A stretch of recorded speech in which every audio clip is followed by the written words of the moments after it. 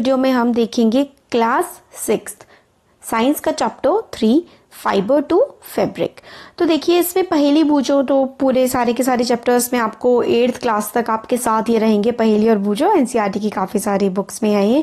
तो पहेली और बूझो ने फर्स्ट प्राइज़ जीता है साइंस कंपटीशन में, जो कि उनके स्कूल में हुआ था। वो काफ़ी एक्साइटेड हैं और उन्होंने डिसाइड किया कि ये जो प्राइज़ मनी है इससे वो अपने पेरेंट्स के लिए कपड़े खरीदेंगे।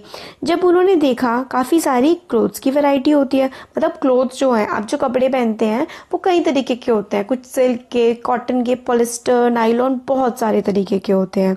तो वो लोग क्या हो गए, कंफ्यूज हो गए। तो शॉपकीपर ने उनको बताया कि कुछ क्लोथ्स या फिर फैब्रिक्स जो हैं वो कॉटन के होते हैं और कुछ जो हैं वो सिंथेटिक होते हैं। और उन्होंने ये भी बताया कि वूलन मफलर्स भी होते हैं, शॉल भी होते हैं और काफ़ी सारी जो हैं वो सिल्क की साड़ियाँ भी होती हैं। तो बहुत सारे जैसे कॉटन के हो गए, सिल्क के हो गए, वूल हो गया और सिंथेटिक हो गया, तो काफ़ी सारे तरीके के कपड़े होते हैं। तो पहेली और बूझो काफ़ी ज़्यादा एक्साइटेड हुए। उन्होंने सारे के सारे कपड़ों को टच किया और फील किया सारे के सारे फैब्रिक्स को, और फाइनली उन लोगों ने वूलन का जो मफलर है और कॉटन की साड़ी जो है वो खरीद ली। और जब वो शॉप से गए तो पहेली और बूझो ने कि नोटिस किया कि काफ़ी सारे फैब्रिक्स जो है उनकी सराउंडिंग में थे। उन्होंने देखा कि बेडशीट है उनके आसपास, ब्लैंकेट्स हैं, कर्टेन्स का मतलब होता है पर्दे हैं, टेबल क्लॉथ मतलब जो टेबल के ऊपर जो कपड़ा बिछाया जाता है वो टेबल क्लॉथ होता है, टॉवल्स हैं, डस्टर्स हैं, ये जो हैं अलग अलग तरीके के फैब्रिक से बने हुए होते हैं। इवन उनके स्कूल बैग्स जो हैं और गनी बैग्स जो हैं वो भी सेम काइंड के, मतलब अलग अलग तरीके के जो है किसी ना किसी फैब्रिक से बने हुए हैं। देखिए गनी बैग होते हैं जो जूट के थैले होते हैं ना, थैले जो हैं उनको गनी बैग्स बोलते हैं।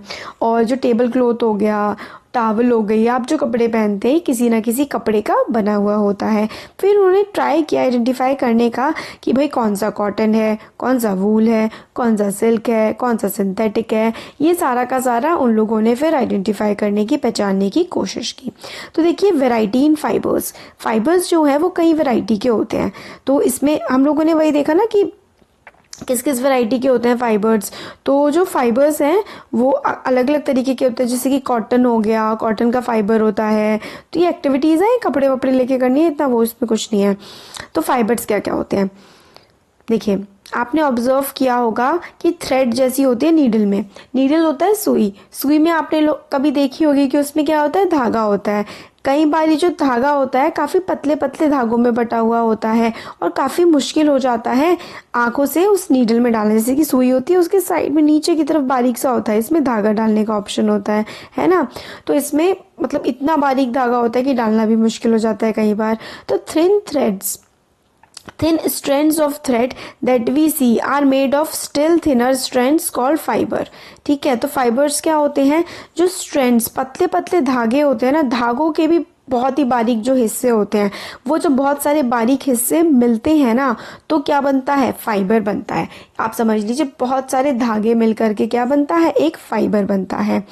तो फिर fabrics are made up of yarns and yarns are further made up of fibres. तो ऐसा होता है, देखिए फाइबर से क्या बनता है, फाइबर से बनता है यार्न और यार्न से बनता है क्या, यार्न से बनता है फैब्रिक।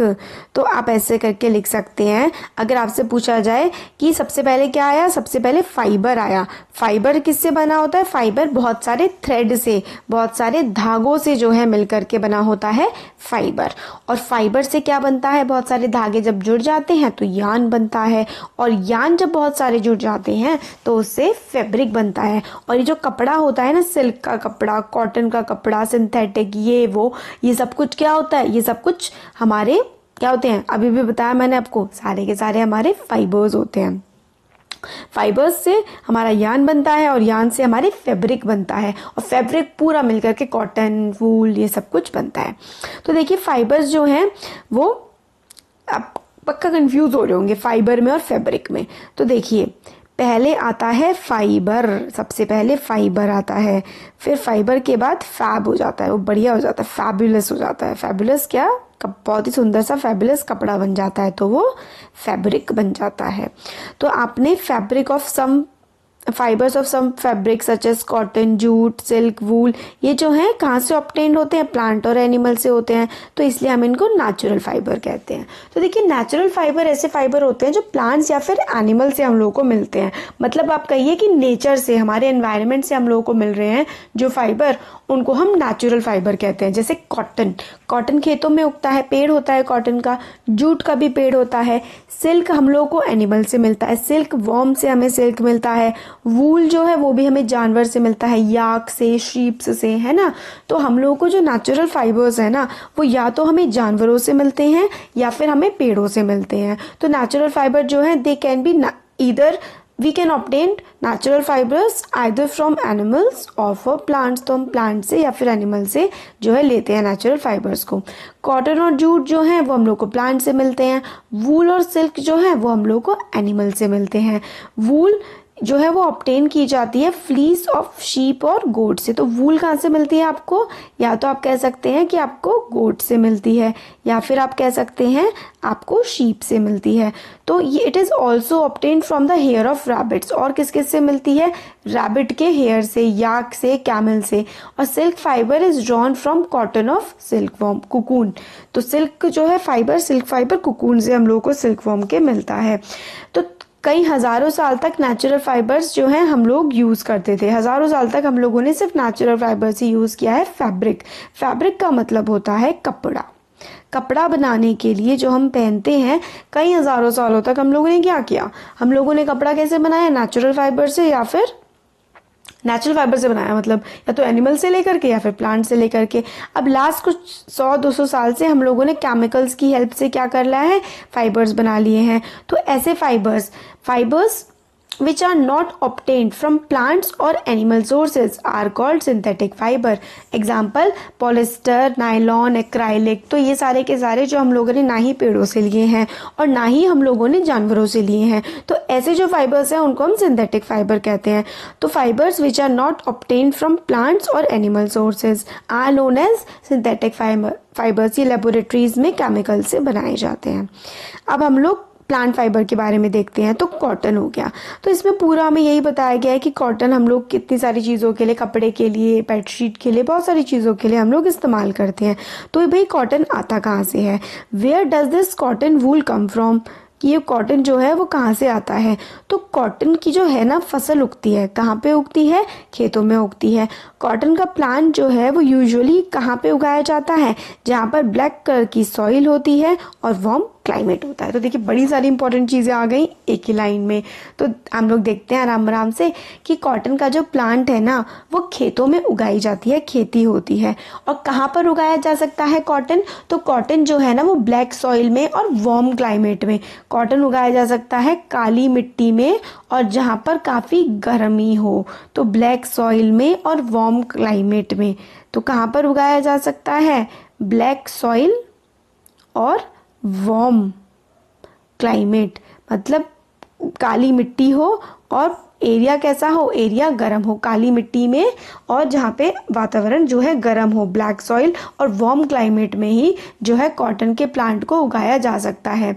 फिर उसके बाद फ्रूट जो होते हैं कॉटन प्लांट के, उनको हम क्या कहते हैं, कॉटन बॉल कहते हैं। This is very important. एक तो कॉटन कहाँ उगती है, ब्लैक सॉइल में और वार्म क्लाइमेट में, ये चीज़ आपके एग्जाम में पूछी जा सकती है। और दूसरी चीज़ जो आपके एग्जाम में पूछी जाएगी वो ये होगा कि फ्रूट जो होते हैं कॉटन प्लांट के, आप उसको क्या बोलते हैं, कॉटन प्लांट के फूल को, फ्रूट को हम लोग क्या बोलते हैं, कॉटन बॉल बोलते हैं। वो लेमन के, नींबू के साइज का होता है और जब वो मैच्योर हो जाता है, बड़ा हो जाता है, बॉल्स जो हैं वो फूट जाती हैं और ओपन हो जाता है और हमें इसी से कॉटन फाइबर मिलता है।